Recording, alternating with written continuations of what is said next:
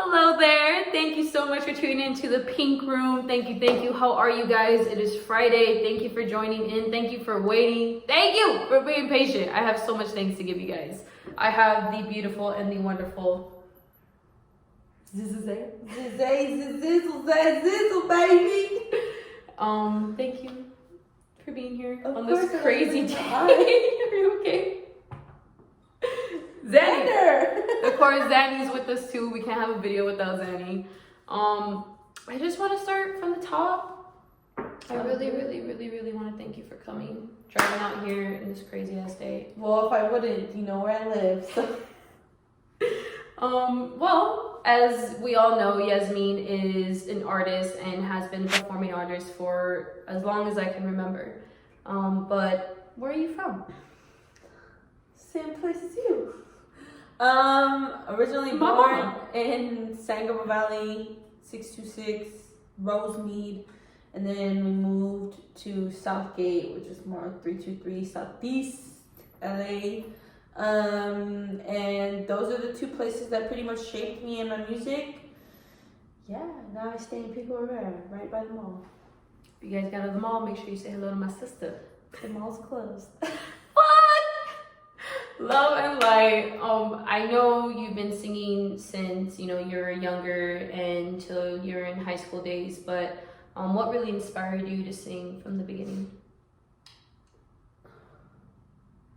I don't have like an exact answer for that, like why. It just felt right.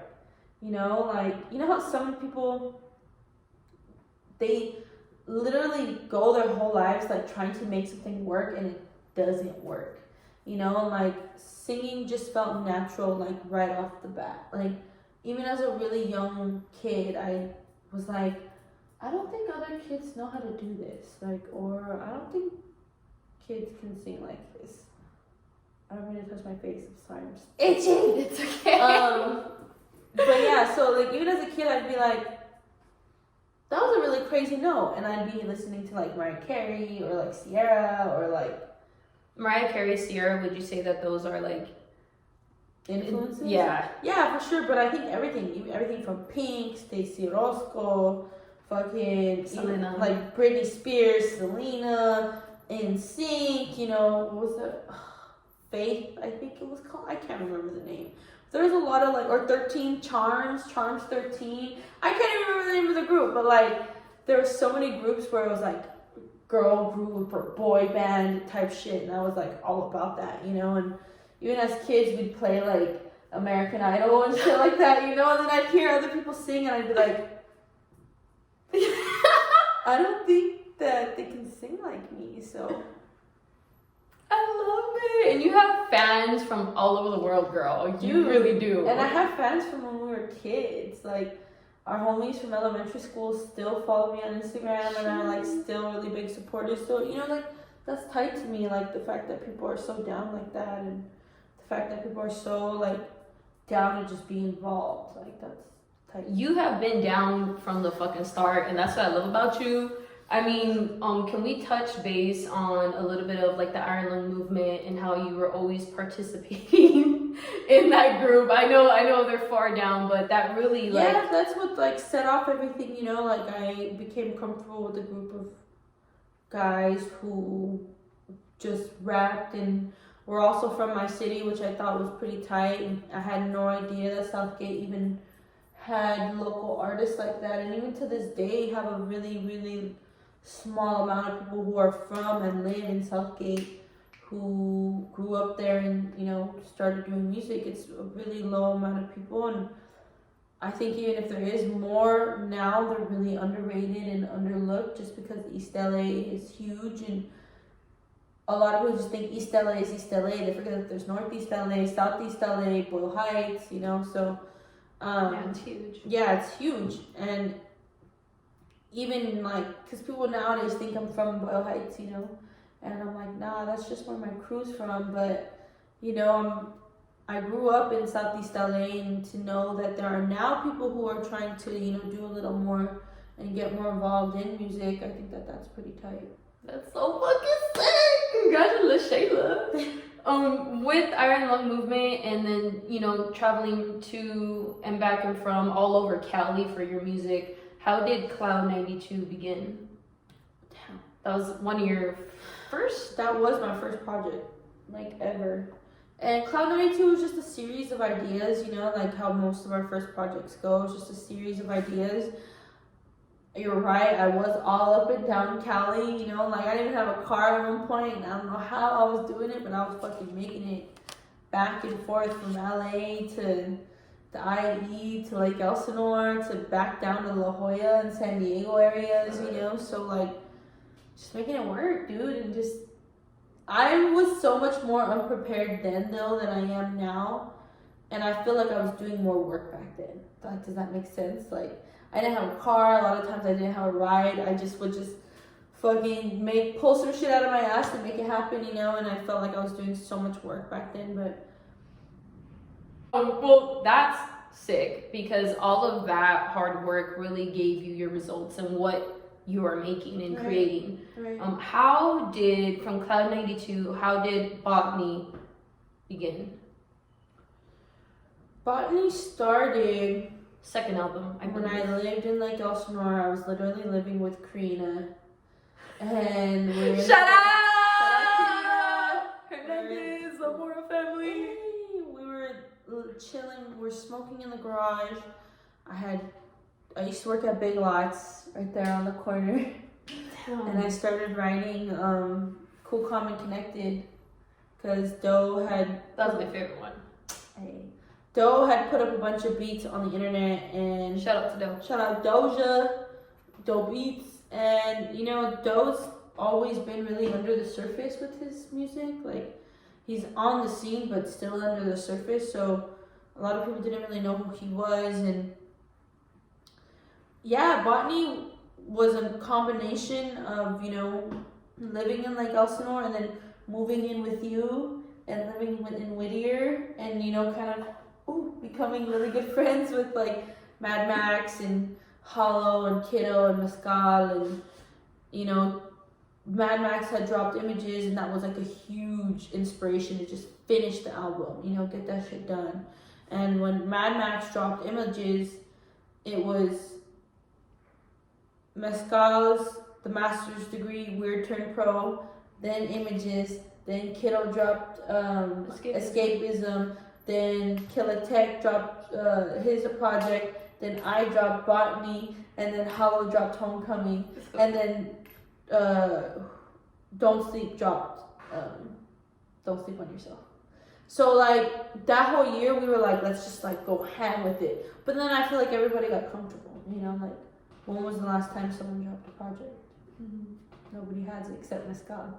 And then me with Solstice. So with Solstice, yeah, tell me about that. That was like a whole other ballpark. Like, met up with Nugs. Shout out to Stephen J. He's the one who's actually put us together and was like, hey, have you heard of this dude Nug Life? He's fucking tight. I think you'd make some bomb music with him. And then, you know, we ended up making In My Throne. And then after that, they gave us this task and they were like, you guys need to make an album in a span of like a month. And we were like, fuck it. So we did, dude, we did. And then Solstice came out, and you know, yeah, I was just like looking for an escape in that time, man, and just found it in the songs. Tell me about EOTR, Brew. Well, EOTR is just a collection of like 20,000 people. No, EOTR has a lot of like dope heads on it, you know, like Mescal, Max, Kiddo, Hollow, Soul Providers. You know, we've all been running it for a long time now. And Brew is myself, Kiddo, and Sister Irie. Shout out Sister Irie, shout out Kiddo, shout out to all y'all out there. Shout out my Brew babes. And honestly, I think what we're trying to do is just like kind of take away the negative stigma from the term Bruja. A lot of people hear the word Bruja and think black magic, or which it very well could be, but I think our intentions is not having it seem like that. You know, It's definitely more so of a positive connotation. I love it, and the audience loves it too. And you're right; it does have different ways of saying what it is. But I love that you guys come as a trio, the three of y'all, just representing Three amigos. And making it work. I think is the most important factor of it, and you guys are still consistent with it.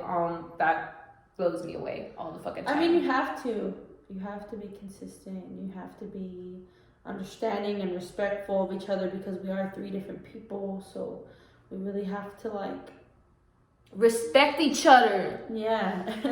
Be nice. Sorry. We ain't always nice to each other, but you know, we definitely talk some shit here and there, but you know, it's 5:55. Hey. 5. 5. Okay. I love that. Thank you for sharing that. So, recent success. Congratulations on Golden Days hitting 1,000 views. That's freaking awesome. Put it in So tell me about Honestly, that. I'm so excited, dude. Like, tell me about the fact that that organically happened is just so crazy. So crazy to me. Like, organic as fuck. Natural. And, you know, we just put some ads on it recently, so it should be getting more traction. But if you want to watch that shit, go watch it right now. Right now. I love it. With, you know, Golden Days and, you know, seeing the sun come up. If you guys look at the video, which I will put this in there too, you can see that there is a lot of light and, you know, Golden Days might pass you by. And that is just, it hits a lot of people more deeper than you would think it would. So you as an artist, how do you cope with stress and finding your light? I asked Bonnie Blue this. Shout out to Bonnie Blue, and that was fucking hilarious. I love her so much. She had the same reaction. I try to successfully cope with it, but you know, right now it's just a really crazy time in life, and it's even harder to. It's hard to think about how I work. Okay, how I work with all of that. You know, like it's hard to get up every day and work, and then days off of work do stuff like this and write and work on music, and it's so hard to always, like, I'm the oldest out of all this, so I'm always like trying to be strong and trying to be prepared and not let anything get to me, and that shit is hard, dude. Like, even without having a place to record right now, it's starting to get to me. You know, not having that outlet of just being able to when I want to, you know, like it's man, that shit's the toughest part, I feel. But go get through it because I have no choice. I ain't got no other choice, you know, so might as well just keep it running and keep it fluid. And when things do come up and going well, which I hope and pray that they do very soon, but when things do start to align, what are some artists that you would love to work with in the future? Definitely trying to work with Vel. Shout out Vel the Wonder. Shout out Vel, Belly Vel, my homegirl. She's dope as fuck. Definitely want to work with Saint Panther. Shout out to Saint Panther. She just landed a slot on the show Insecure. Congratulations. Yeah, so she's killing it. I definitely want to work with different producers like Chase Moore and, you know, Fourth Beats, and trying to work with keep working with the band, keep working with Memory Den. Shout out Memory Den. Shout out Memory Den. They just dropped their new project as well. So, you know, it's definitely been fun. I just want to make music and then market the shit out of them. Now that I know how to market things really well, you're going to be hearing about me a lot. Well, we're excited. The audience needs that. What are some other future projects that you can tell us? Because I know there's some things that we can't say. I'm working on a song, or I have I have a song dropping with my homie Zenaloa next week. It's called Drippin' in Gold. To follow the Golden Day. the golden theme. So yeah. I love it. We're excited and we can't wait. I'm holding out to my chonies, but they coming out, girl. Last but not least, this is probably the last question that I will ask, and I ask this on every interview. So get ready. What can you leave with the audience for those who are working on their craft to be successful? Well, you know, I just think people need to just stop giving a fuck about what other people think. Like, and I say that because that's what I need to do. Like, I'm always like, but this person did this, but this person did this, and this person is gonna be on this show. And, Right, you know, don't, yeah. I think that ends up, like, becoming worse for you. And then you end up, like, just being so sidetracked by what other people are doing. And then you end up, like, shooting yourself in the foot because you're like, fuck, I wonder what they're doing, and they're doing. And all that time you're worrying about what they're doing, you're not doing anything for yourself. Follow your path. Yes. Worry about what you're doing. Stay consistent because you got this. Damn right, ho. Oh my God! Thank you, Yazzie. Thank you so much. Anything else you need to leave with the audience? No, just wash your hands. Don't be stupid. Wash your hands. Stay safe. We will get through this together. Thank you guys for tuning in. Oh, I love you so much. I love you. Zanny. Thank you guys for tuning in to the Pink Room. We will see you soon on the next episode. And God bless. Love and light. Deuces.